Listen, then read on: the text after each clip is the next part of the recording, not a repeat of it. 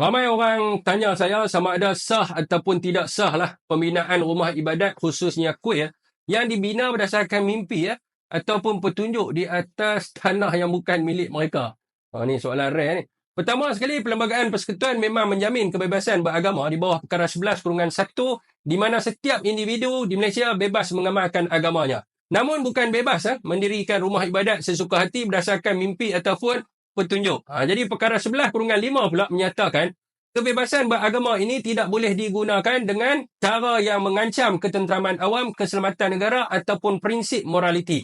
Jadi berdasarkan Kanun Tanah Negara 1965 pula, jika sesebuah kuil dibina tanpa kebenaran di atas tanah kerajaan ataupun tanah persendirian, tanpa hak milikan yang sah, ia dikira sebagai pencerobohan. Maka pihak berkuasa tempatan boleh mengambil tindakan untuk merobohkannya ataupun merampas semula tanah itulah. Jadi tidak ada undang-undang yang mengatakan bahawa perlu mendapatkan persetujuan untuk dipindahkan ataupun diberikan tanah yang lain sebagai ganti.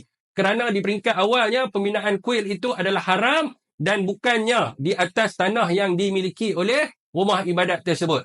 Jadi saudara dan saudari, kerajaan Madani ini dia perlu tegaslah dalam menguatkuasakan undang-undang untuk memastikan tiada kuil didirikan secara haram.